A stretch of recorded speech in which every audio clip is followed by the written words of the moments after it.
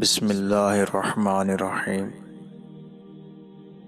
تصویر اور عکس کی دنیا کے ساتھیوں، آپ کو ہمارا دعا سلام پہنچے۔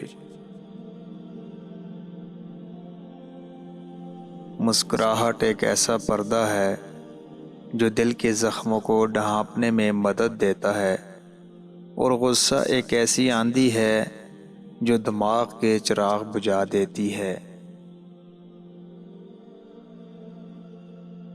والدین سے محبت کا اظہار ان کے پاس جا کر کیا کریں۔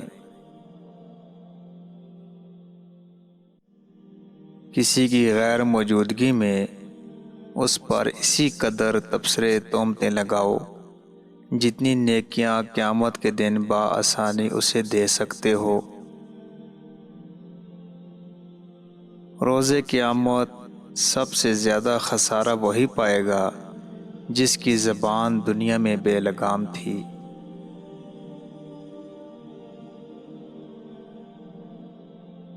اس رنگ برنگی دنیا میں خود کو اللہ کے رنگ میں ڈھال لینا ہی اصل کامیابی ہے۔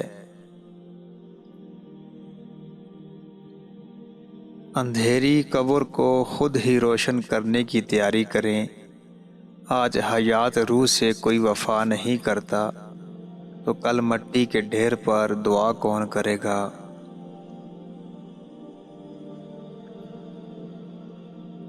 ہر حالت میں پرسکون رہنے کی کوشش کریں۔ آپ یہاں زیادہ عرصہ کے لیے نہیں ہیں اور بہت جلد بلا دیے جائیں گے، کیونکہ یہی دستور زندگی ہے۔ درست لہجہ، موزوں الفاظ سچ کا لباس ہے، ننگا سچ محض فحاشی ہے۔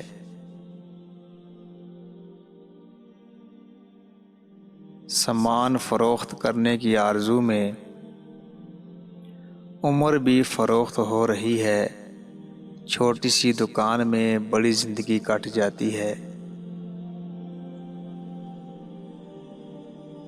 حالات کیسے بھی ہوں، شکر ہمیشہ شکوے سے بہتر ہوتا ہے، کیونکہ یقین جانیے میری اور آپ کی زندگی لاکھوں لوگوں سے بہتر ہے۔ قیمتی ہو کر مفت ہو جانا درویشی ہے۔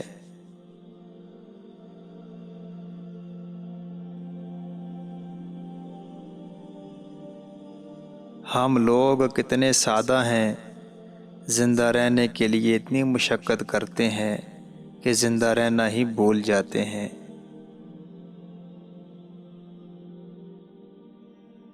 یہ دنیا ایک گزرگاہ ہے، لہٰذا ہر شخص نے بالآخر گزر ہی جانا ہے، لیکن زندگی کی زمین پر محبت، خلوص، ہمدردی کے کچھ ایسے نشان ضرور چھوڑ جائیں کہ لوگ کسی ایک حوالے سے اتنا تو یاد رکھیں کہ کوئی گزرا تھا۔ گمنام رہنے میں عافیت ضرور ہے، مگر بے نشان رہنے میں نہیں، کیونکہ نشان ہی تو مسافر کی سمت بتاتے ہیں۔ سیدنا حذیفہ بن یمان رضی اللہ تعالیٰ عنہ سے سوال ہوا کہ شدید ترین فتنہ کون سا ہے؟ انہوں نے فرمایا، تمہارے سامنے خیر اور شر پیش ہوں اور تمہیں معلوم نہ ہو کہ کسے اختیار کرنا ہے۔